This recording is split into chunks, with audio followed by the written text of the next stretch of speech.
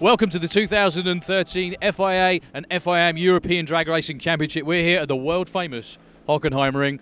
Packed grandstands, top fuel dragsters in the lanes. Could it get any better? We're about to find out.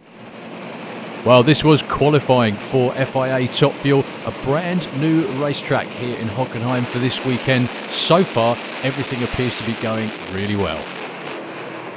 Keith, this is the year of the new tracks, I think. Santa Pod, new one, and Hockenheim also? Yeah, very much so. They laid a new track here. We've had the same crew out preparing it for the last 3.5 weeks. We put a lot of work with the Germans here, and well, the result is today it's probably the fastest the Hockenheim track's been for 15 years. So it does seem to be the year of new tracks, yeah. And it's, of course, good for the racers, good for the crowd. We've got exciting racing as a result of it, and it's really the level everyone's got to step up to. And I'm delighted in front of 60,000 people. We've given them a really good racetrack.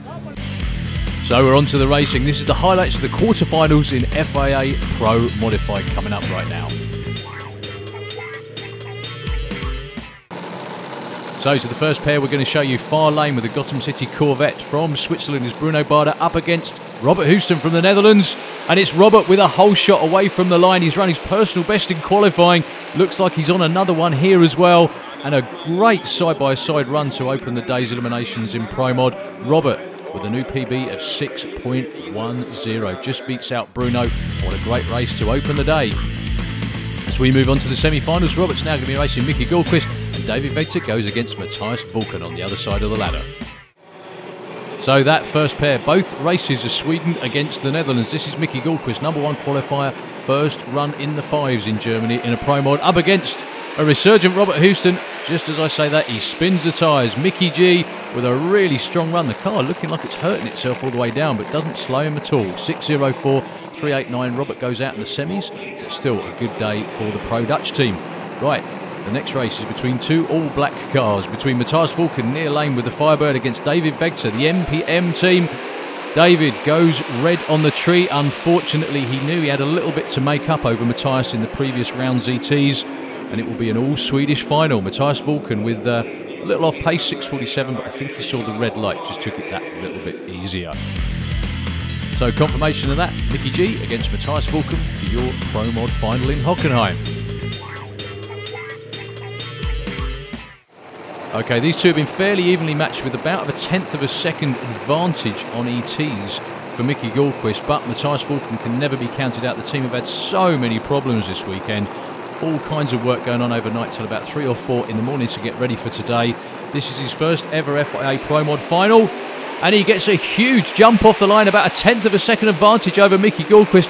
Can he run him down? The answer is no. Matthias Vulcan takes his first ever FIA Pro Mod win with an absolutely psychic 005 light. Well done to him. We was finished with the car 5 o'clock this morning. We broke the rear end yesterday, and this day has been a really nice day. It's the best day ever racing, I think. Well, great race in that Pro Mod final. Next up is FIM Pro Stock Bike. Those are your first round pairings. And the first we're going to see is in the far lane. Kalle Loren from Sweden up against Gert-Jan Lesueur. Gert-Jan pulls a huge hole shot on the youngster from Sweden. Can he run him down? I think Kalle Loren had actually caught up by half track. A great 7.11 elapsed time for Kalle.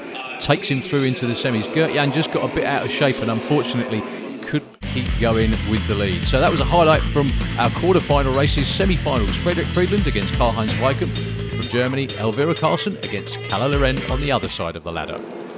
And the first race, far lane, the plate amongst friends. PAF Suzuki of Fredrik Friedland, and a whole shot in the near lane for Karl-Heinz Weikum. The local guy from Germany doing very well this year, but it is Fredrik with a 7.13. I beg your pardon, that was actually a red light for Karl-Heinz Weikum. Knew he had a bit of time to make up on the tree, and unfortunately went red. So Fredrik Friedland through to his second final in a row. He won the last round in Finland. Can he do it again here this weekend? Near lane, Elvira Carlson dead late off the line, unfortunately for her, against Kalle Loren, and it will be all Kalle, and another great run for him. Slightly slower than Frederick Friedland, but still very competitive. Shame for Elvira, she'd been running in the 7.0s all the time this weekend. So your final, Calada-Ren and Frederick Friedland going to be doing battle in a battle of the 4-cylinder bikes.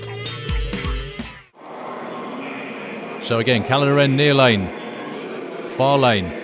Frederick Friedland for all the marbles in Pro Stock Bike at Hockenheim, almost dead even off the start line, but already you can see the power of that Suzuki in the far lane pulling ahead. Frederick Friedland, real nice run, 7.09, little advantage on the tree, didn't hurt either. So a close, but unfortunately no cigar for Calada-Ren.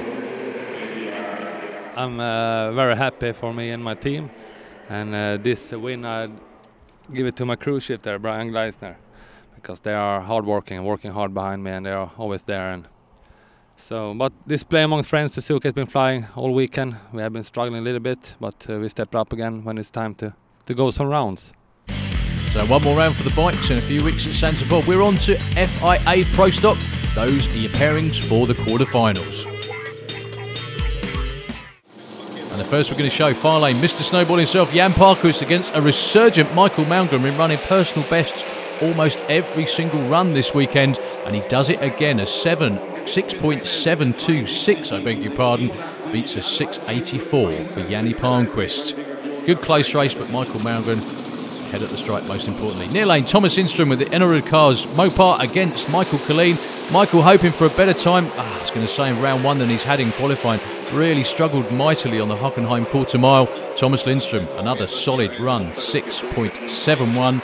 327 kilometres an hour. It really has been the Thomas and Jimmy show in FIA Pro Stock so far this summer, and it may be again today. Jimmy Orland on the other side of the ladder against Magnus Pettersson, the guy in his old car, against Thomas Lindström and Michael Malmgren on the other side of the semis. So there's Magnus against Jimmy.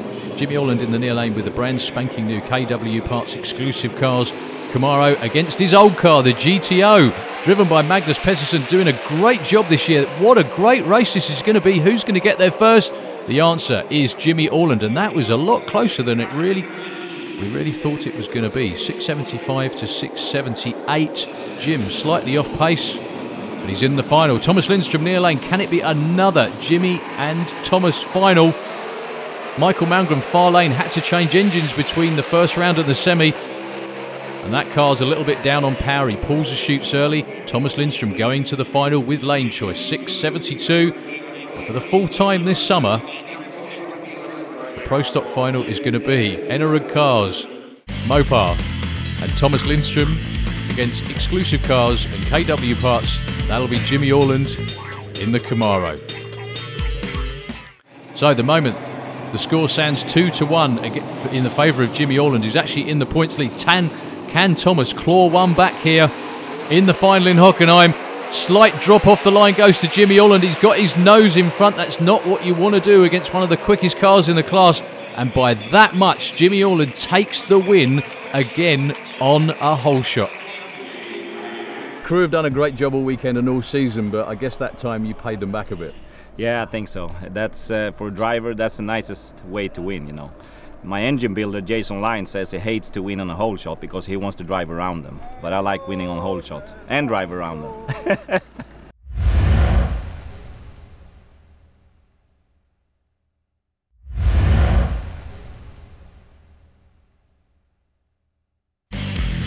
Welcome back to Hockenheim. Next class up is going to be Top Methanol Funny Car. Very close racing so far this weekend. Top qualifiers all within 500s of each other. Well, Johnny, after a really tough weekend with both cars, you're number one qualifier. What can I say? It feels pretty good. Really good. And have you just had a trouble-free weekend with your car, or have you had lots of work to do as well? With Johan's car yesterday, the rear end broke after the first run. So we bought a new one from Danny Bellew, but the width of it wasn't right. So we didn't get it done for the last run yesterday. But now it's working, and now we're number 3, Johan, so that's good.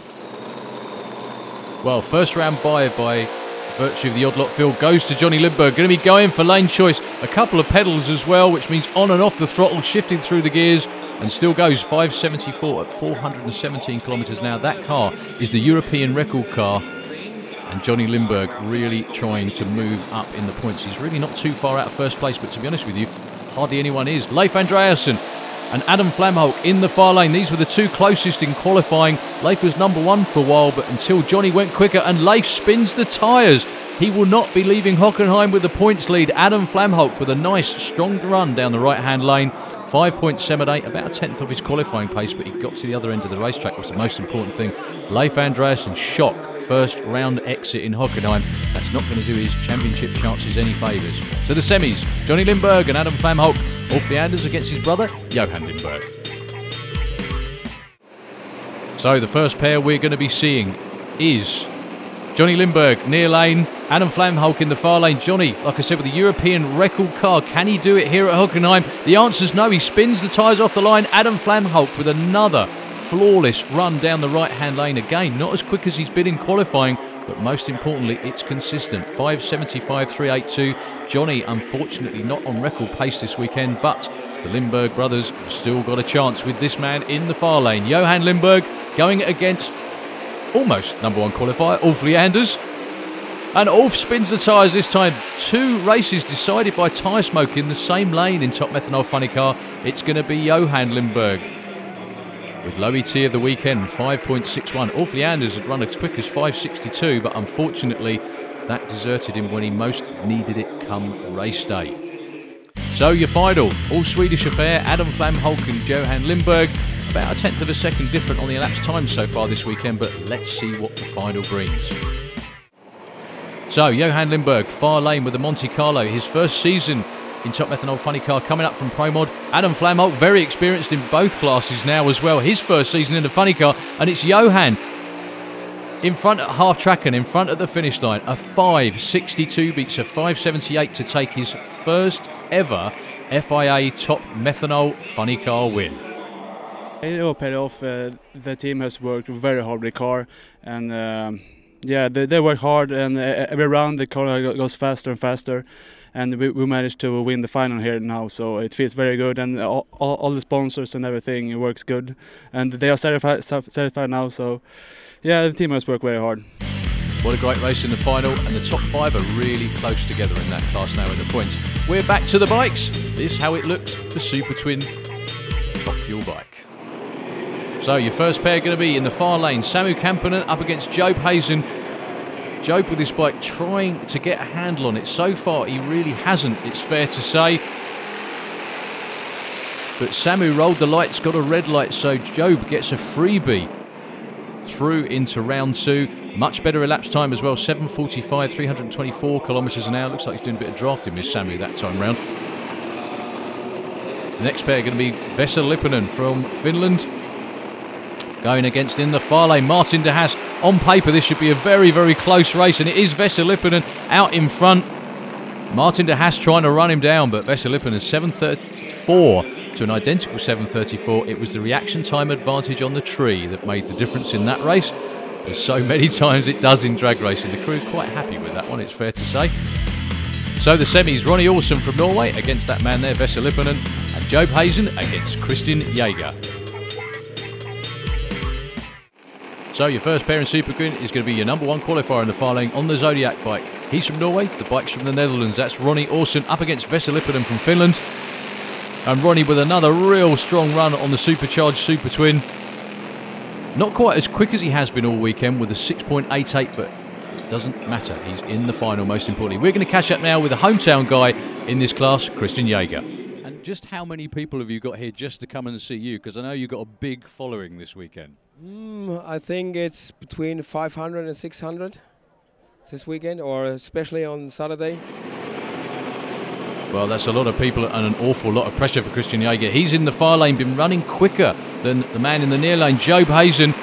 But he spins the tyre on the launch. He was actually out in front that time, Christian Jaeger, but he has to click it off. It's going to be Job Hazen going to the final with a 7.39, 331 kilometres an hour, and sadly a semi-final exit for the hometown guy, Christian Jaeger. So it's Ronnie Olsen against Job Hazen, your final in Super Twin.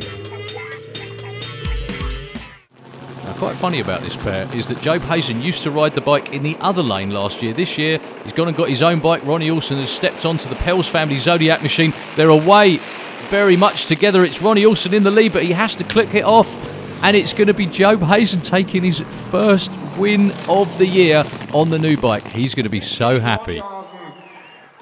Yesterday we wouldn't give any not a dime for this final, but today everything went smooth. We have still a lot of problems to solve, but at least we are getting somewhere now, and it feels like we are close to really getting everything out of the bike that is in there. Well, great win for him. We move on to FIM Top Fuel Bike. Ian King against Otto Kniebel on one side of the ladder, and Rikard Gustafsson gets a bye in the other semi-final. So Ian King recently been at Goodwood promoting the sport very well indeed, doing burnouts in front of Goodwood House on the Top Fuel Bike, whatever next. Folks were a little bit shocked, but it went down very well indeed. In the far lane against Otto Kniebel from the Czech Republic, doing better and better all the time on the Top Fuel Bike, but it's Ian King way out in front. But Otto Kniebel gave him a really good race that time, his first ever 6-second run as well for the Czech rider, 6.85. Ian wins though with a 6.49. And that sets up our final. Ian King against Rikard Gustafsson, the funny bike, the turbo funny bike, against Ian King's Top Fuel bike. So all eyes on the final. Rikard Gustafsson in the far lane, not running as quick as he normally does, stuck in about the 6.7s at the moment. Ian King's been in the 6.4s. In qualifying he was in the 6.1s. It's just a case of getting that bike down the track.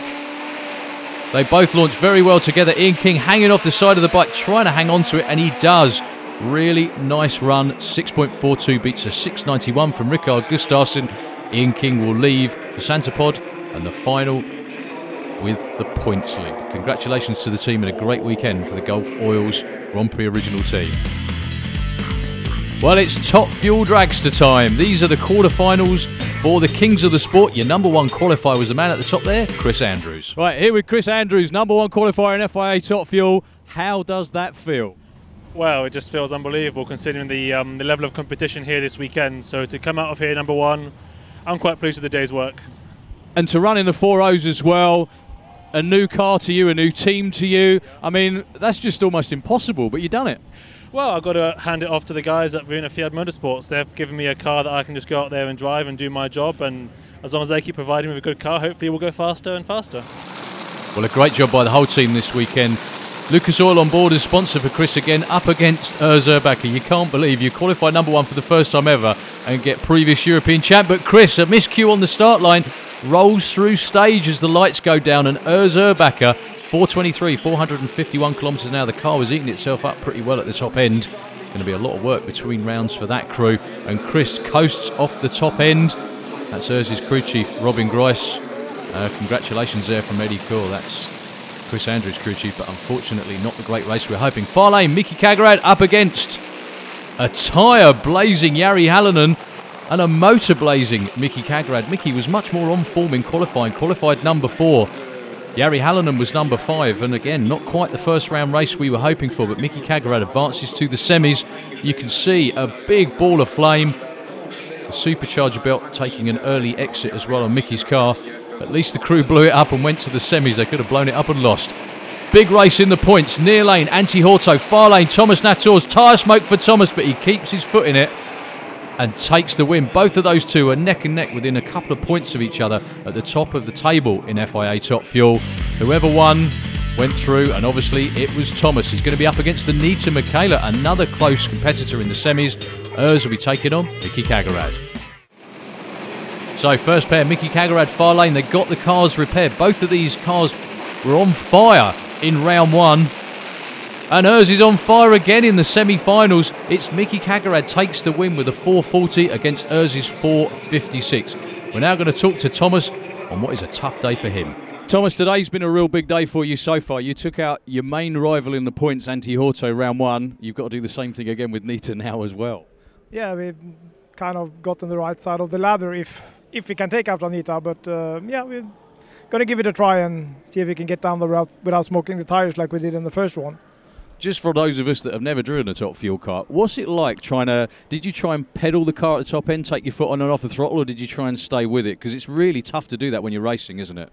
This time I stayed with it. I lost against Antti in Finland at the last race, which I tried to pedal it a little bit, and he got ahead with 0.006 of a second. So this time I was, do it differently, keep it in. Yeah. Well, Thomas keeping his boot in it. He's in the near lane with the Anderson boys car. They're from Denmark. Thomas is from Norway. Some of the crew are from Sweden. It's a right good match. Up against Anita Mäkelä, winner of the last round of the championship in Finland. This is a real key matchup in the points, and it's Thomas out in front. They both smoke the tyres, but Anita smokes them first and smokes them harder. Thomas was able to recover quicker. Runs a great 4:42 at 393 kilometres an hour over the 1,000-foot course here at Hockenheim, and your final will be Miki Kagerad against Thomas Nators, all to play for in FIA Top Fuel. Well, the last race of the day, and unfortunately the orange car in the far lane's getting pushed backwards. That's not what you want to be doing when you're supposed to be running the final. Miki shut off with problems. Thomas on his own, but he's not going to take it easy, and he doesn't.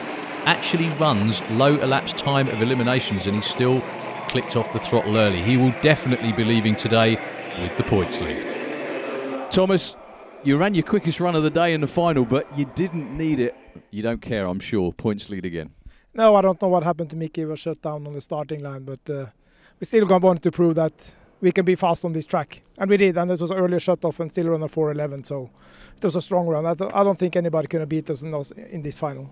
We're here at the Hockenheim ring. It's Top Fuel time at the moment, but Keith, fuel funny cars, where do you see them in the future at a racetrack like this? I see them, they need to be where we are with this session of Top Fuel. You know, in 1990 I started the ETFA series, which ran here in 91, just in the same situation as funny cars. We had 4 or 5 cars, they were struggling, didn't have a lot of money, but we ran, the crowds went wild, they loved it. Here we are. How many years later, I don't know. Top Fuel, fully sponsored, paid for drivers, running the numbers. Funny cars back where Top Fuel was all those years ago. We got 4 cars here, 5 we should have had. They're all struggling with money. They'll put on a great show tonight. People will be amazed, but we've got to get to just what we're looking at now. Will we get there? I think we will. So, Fuel Funny Cars, the semi-final is going to be Leif Hollander up against Jason Phelps and Kevin Kent going against Gordy Smith. So the funny cars having a tough time negotiating the quarter mile here at Hockenheim this weekend. Near lane, Gordon Smith, far lane, Kevin Kent. Looks like Kevin had that one in the bag, but tyre shake took him out to the wall. He had to lift.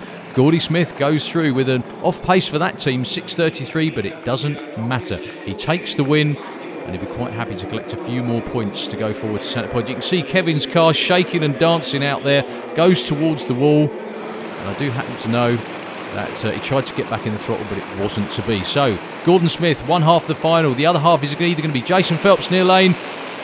In the far lane, Leif Hollander. Leif smokes the tyres, but takes the win. Jason Phelps banged the blower around about half track. That was his day done. As they both cruise off the top end, it will be Leif Hollander from Sweden in the final against Gordy Smith from the UK. So the team's faced a real tough turnaround to get ready for this final in Hockenheim. They're in the middle of a season-long points battle. All of these guys really want to do well and win. Gordy with problems at the hit of the throttle. Leif Hollander, tyre smoke again and all over the place. Keeps it going and takes the win in Hockenheim. That's 2 in a row. He won at the main event at Santapod Raceway, so I think he'll be pretty much up there in the lead in the European Nitro Funny Car Championship. You're getting really good at this. You've run 2 races this year. That's your 2nd win in a row, but that one looked hard work. It was a little hard work. It was too scary run today, but I made it, so that's all into account. And you had a lot of hard work getting the car ready between rounds as well. Your crew must be absolutely, well, dead on their feet, I should think. Yeah, they work hard, and we had some trouble with the cannon too, so I have to cut around in the pits and trying to find some parts and like that, so it was a little scary in the pit too. Well, what a great Nitro Olympics it's been again in 2013. Huge crowds, great racing. Thomas Nators winning in Top Fuel. We've had some other really big surprises as well, including both of our door slammer classes won on hole shots. We've got a lot more racing to come in 2013, culminating with the European finals at Santa Pod Raceway in September. We'll see you then.